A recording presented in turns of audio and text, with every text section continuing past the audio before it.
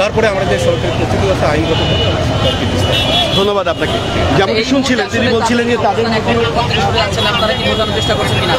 আমরা প্রথমটাই বোঝানোর চেষ্টা করেছি, অনেকবার বোঝানোর চেষ্টা করছি, এবং তারা তাদের যে নেত্রী লিপি আপা অনেক কনভিন্সড হয়েছেন, উনি তাদেরকে ফিরে যেতে বলেছিলেন, কিন্তু ওনাদের ভিতরে সমন্বয়ের অভাব। এক গ্রুপ ব্যারিকেড তুলে দিয়ে ব্যারিকেড ভেঙে আমাদের উপর ইট পাটকেল নিক্ষেপ করছে, তারপর আমরা যে রেসপন্স করার সেটা আমরা অবলম্বন করেছি। দর্শক, আমরা এই মুহূর্তে রয়েছি শাহবাগে। ঠিক শাহবাগের সামনে আমরা দেখতে পাচ্ছি যে একজন শিক্ষক তিনি কিন্তু এখানে শাহবাগে অবস্থান করছেন। শাহবাগ শিক্ষক কিন্তু সেখানে অবস্থান করছিলেন এবং তারা অবস্থান করে তারা আন্দোলন করছিলেন এবং শাহবাগ পেরিয়ে তারা শাহবাগ পার হওয়ার চেষ্টা করলে আমরা দেখতে পাচ্ছি একজন শিক্ষক তিনি কিন্তু আবু সাইদের মতন দাঁড়িয়ে রয়েছেন এবং সেখানে দাঁড়িয়ে রয়েছেন পুলিশের সামনে। এবং অপর পাশে যে আন্দোলনরত প্রাথমিকের শিক্ষক রয়েছেন তারা 10ম গ্রেডের দাবিতে তারা আন্দোলনটি করছিলেন।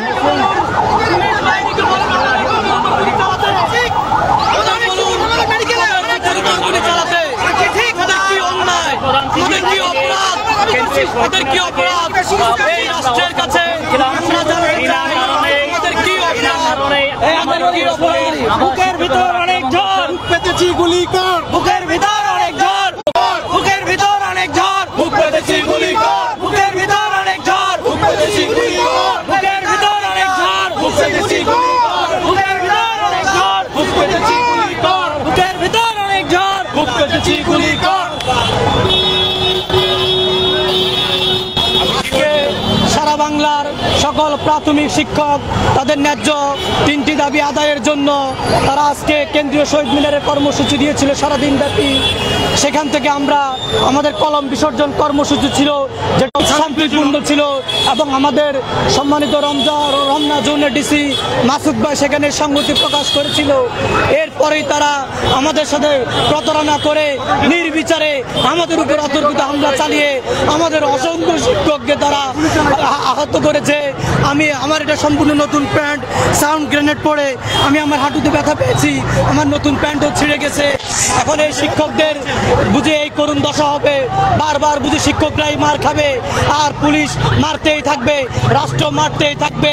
এটা কি কোনো সভ্য দেশের বৈশিষ্ট্য হতে পারে? জাতির মাধ্যমে আমরা গোটা জাতির কাছে প্রশ্ন রাখতে চাই, এটা কি একটা সভ্য দেশের চরিত্র হতে পারে?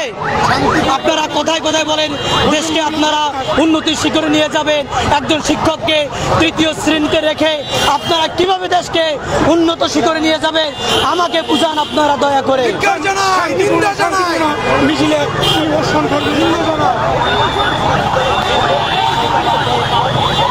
আমরা দেখতে পাচ্ছি বেশ কয়েকজন আহত শিক্ষক রয়েছেন, তাদেরকে কিন্তু নিয়ে যাওয়া হচ্ছে এখান থেকে। এবং একজন শিক্ষক তিনি কিন্তু আবু সাইদের মতন দাঁড়িয়ে আছেন পুলিশের সামনে দুটো হাত প্রসারিত করে, এবং অপর পাশে পুলিশ সদস্যরা কিন্তু তাদেরকে সরিয়ে দিচ্ছেন। এর আগে কিছুক্ষণ আগে তাদের সাথে পুলিশের সাথে তাদের কয়েক দফা সংঘর্ষ হয়, সেখানে কিন্তু পুলিশ সদস্যরা কিন্তু তাদের উপর সাউন্ড গ্রেড নিক্ষেপ করে। আমরা দেখতে পাচ্ছি প্রাথমিকের শিক্ষকরা তারা কিন্তু এখানে বিক্ষোভ প্রদর্শন করছেন।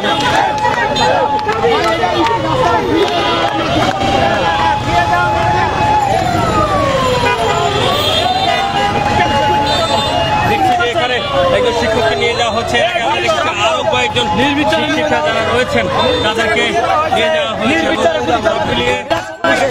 সবাই হাসিনার আমলের নিয়োগপ্রাপ্ত অবৈধ পুলিশেরা, অবিলম্বে এদের বিরুদ্ধে আমরা তদন্ত চাই। এরা এদের কিভাবে নিয়োগ হয়েছিল এটা আমরা জানতে চাই আপনাদের মাধ্যমে। শিক্ষকদের উপর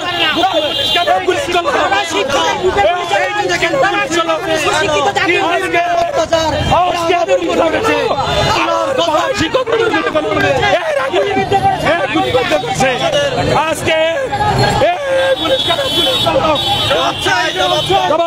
জবাব চাই পুলিশ কেন গুলি করলো?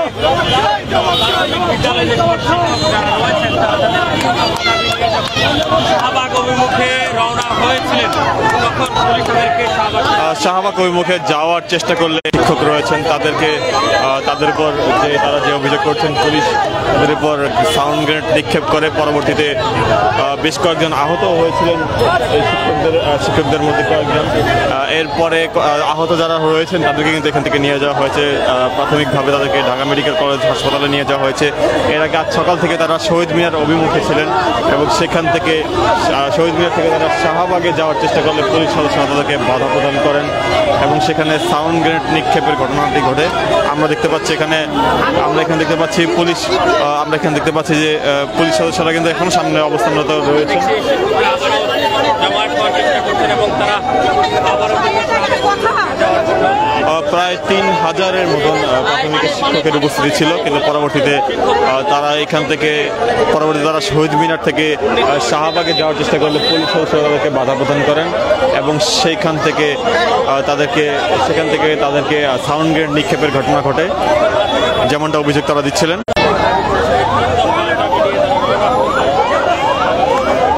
যতটুকু তারা বলছিলেন যে অনেক দিন ধরে তাদের এই দাবি চলমান এবং এই দাবির পরিপ্রেক্ষিতে তারা আজকে একটি গণজমায়েত করেন শহীদ মিনার প্রাঙ্গণে এবং শহীদ মিনার প্রাঙ্গণে তাদের এই বিক্ষোভ থেকে পরবর্তীতে শুরু হয় তাদের যে যাত্রাটি শুরু হয় শাহবাগ অভিমুখে এবং সেই শাহবাগ অভিমুখে তাদের সেই বিক্ষোভে পুলিশ টিয়ার গ্যাস এবং পরবর্তীতে সাউন্ড গ্রেনেডের ব্যবহার করেন।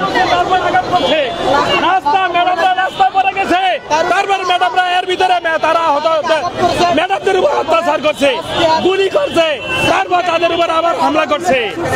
এই পুলিশ এরা সুশিক্ষিত না, এই তারা আজকে তো সুশিক্ষিত হতো, আজকে শিক্ষকের গায়ে হাত দিত না, আজকে সুশিক্ষিত দেখতে পাচ্ছি তারা কিন্তু আবারও শাহবাগ অভিমুখে যাচ্ছেন। আমরা একটু দেখার চেষ্টা করি। আমরা দেখার চেষ্টা করছি তারা কিন্তু শাহবাগ অভিমুখে আবারও যাচ্ছেন, অর্থাৎ পুলিশি বাধা কিছুক্ষণ থাকলে পুলিশ একটু পিছনে যাওয়ার পর তারা কিন্তু আবার শাহবাগ অভিমুখে যাওয়ার চেষ্টা করছেন। আমরা দেখতে পাচ্ছি তারা এখানে 10ম গ্রেড প্রশ্ন আপোষহীন স্লোগান তারা তুলছেন।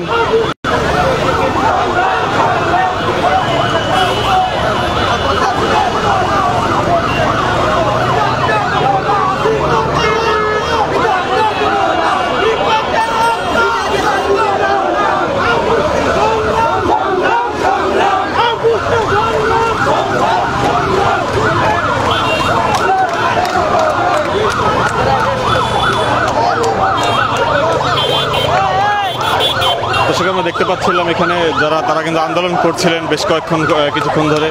আন্দোলন করার পর তাদের উপর যে পুলিশ তারা যে অভিযোগ করছেন যে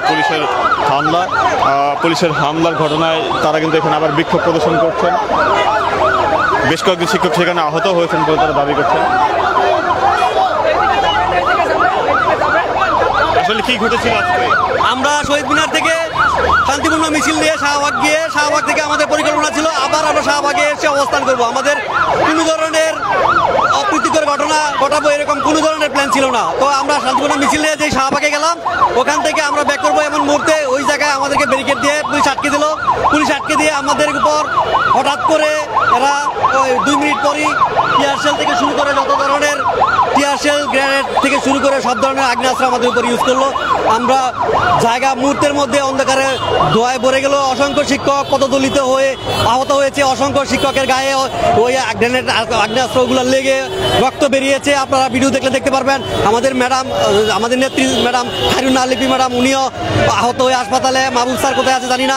আমাদের কথা হচ্ছে আমাদেরকে কেন কোনো ধরনের আলটিমেটাম ছাড়াই আমাদের উপর আক্রমণ করা হলো? আমরা তো কোনো ধরনের রাজনৈতিক এজেন্ডা নিয়ে মাঠে নামিনি। আমরা শান্তিপূর্ণ সমাবেশ, আমরা প্রাথমিক শিক্ষক, আমরা কোমলমতি শিশুদেরকে পড়াই, কিন্তু আমাদের মনটাও কোমল। আমরা এরকম আগ্নেয়াস্ত্র দেখে আমাদের অভ্যাস। অনেকে এইসবের আওয়াজে টিয়ারশেল গ্রেনেডের আওয়াজে অনেকে অজ্ঞান সেন্সলেস হয়ে গেছে। কিন্তু কথা হচ্ছে আমাদেরকে জায়গা সরে যাওয়ার কথা বলতো তারা, কিংবা তারা আমাদেরকে কোনো ধরনের নির্দেশনা দিত। কোনো ধরনের নির্দেশনা ছাড়া, কোনো ধরনের আলটিমেটাম, কোনো ধরনের নির্দেশনা ছাড়াই ওনারা আমাদের উপর আক্রমণ করলো।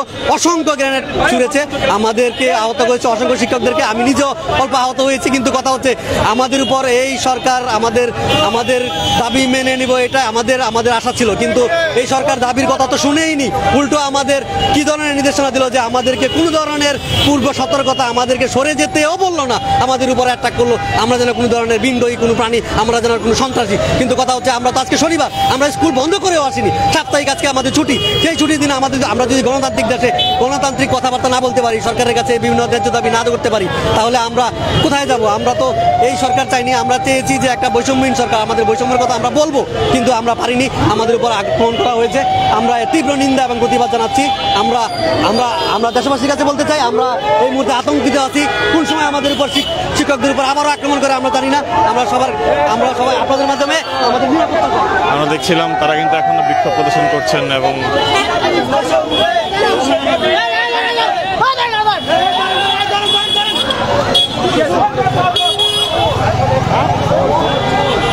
আমরা দেখতে পাচ্ছিলাম যে এখানে আন্দোলনের মধ্যে তারা শিক্ষকরা তারা কিন্তু এখন অবস্থান করছেন।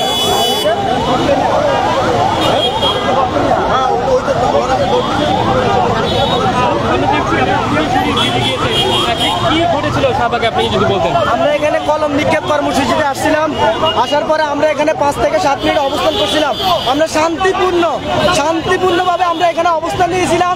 আমরা কলম নিক্ষেপ করে আমরা 2-4টা কথা বলে এখান থেকে 5 থেকে 10-15 মিনিটের ভিতরে আমরা এখান থেকে চলে যাব। আমাদের শান্তিপূর্ণ কর্মসূচির ভিতরে হঠাৎ করে 5 মিনিটের পরে ওনারা আমাদের উপরে অতর্কিত হামলা করেছে।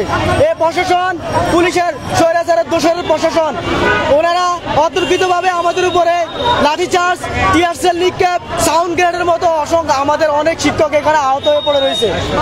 অনেক শিক্ষক হাসপাতালে বেডে কাতরাচ্ছে। আমরা তাদেরকে, যারা আহত হয়েছে তাদেরকে আমরা যখন নিয়ে যেতে চেয়েছিলাম, তাদেরকে আমাদেরকে নিতে দেয় নাই। উপর দিয়ে তাদেরকে উপর জুপুরে লাঠিপিটা করছে। তারপরে আমাদের উপরে অনেক অসংখ্য সাউন্ড গ্রেনেড নিক্ষেপ করছে। আমরা তো আমাদের একটা ন্যায্য দাবি নিয়ে আসছি, আমাদের যৌক্তিক দাবি আমাদের 10 গ্রেড। আমরা তো প্রশাসনের কাছে বেশি কিছু চাই না। 10 গ্রেড এটা তো আমাদের ন্যায্য অধিকার, এটা আমাদের যোগ্যতার ভিত্তিতে আমরা চাইছি।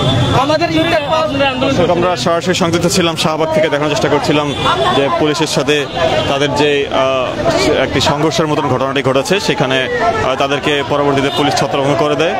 তারা এখন বর্তমানে ঢাকা বিশ্ববিদ্যালয় কেন্দ্রীয় জামে মসজিদের সামনে অবস্থান করছেন এবং অন্য পাশে পুলিশ সদস্যরা শাহবাগ মোড়ে অবস্থান করছেন। আমরা সরাসরি দেখানোর চেষ্টা করছি ইত্তেফাক লাইভের মাধ্যমে, আপনাদের সাথে আবার যুক্ত হবো, দেখানোর চেষ্টা করবো পরবর্তী চিত্র।